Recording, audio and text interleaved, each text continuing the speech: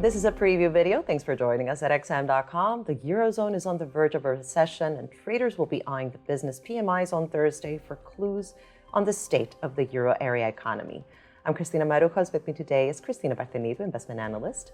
Cristina, there is some speculation that the PMIs out this week might provide some glimmer of hope that things might be improving in the fourth quarter. What could that mean for the euro? Hi, Christina. It's nice to see you here. Yes, analysts are optimistic that November's business PMI readings could show some improvement. Specifically, the manufacturing PMI index is expected to rise to 43.4 from 43.1 previously, and the services index, which is a better proxy for consumption, is expected to climb to 48.1 from 47.8 previously. Now, that is not, of course, a huge rebound, and the indicators could still remain well below the 50 neutral mark, which separates contraction from expansion. That could basically tell us that the Eurozone is not out of the woods yet, of course.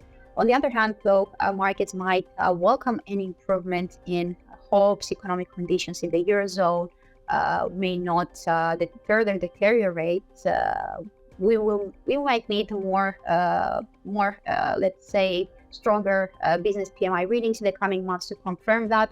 But overall, the news could bode well for the euro. There was also a significant rebound in the ZEW Economic Sentiment Index, which has a positive correlation with business PMI readings with some lag.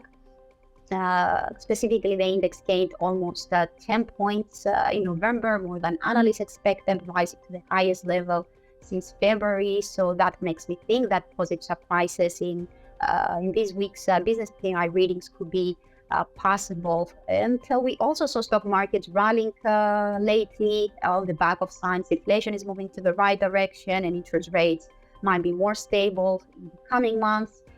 Changes in employment employment and new orders could also be important to watch. So overall, if the survey beats forecast by a wide margin, euro dollar might head for the 1.10 1.1040 region and could even reach the 1.11 barrier.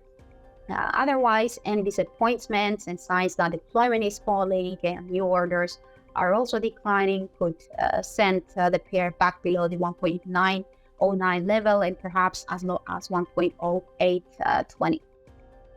And now, Cristina, looking ahead, how could this week's PMIs shape expectations regarding rate cuts by the European Central Bank in 2024? Well, that's a good question, actually. Futures markets are currently pricing in 90 basis points of rate cuts. That is an aggressive pricing, in my opinion, because despite the weakness in recent data, a hard landing is not in sight yet in the Eurozone.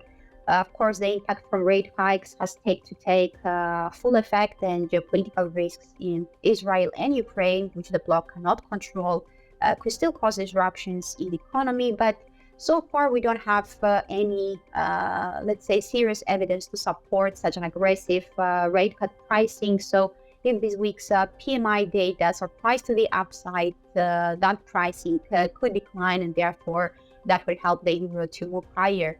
Now, if the data become worse than expected, that could make some investors believe that rate cuts could be possible next year. And of course, that could consequently send the euro to the downside. Cristina, thanks so much. Eurozone PMIs are out on Thursday. This was a preview video here at XM.com.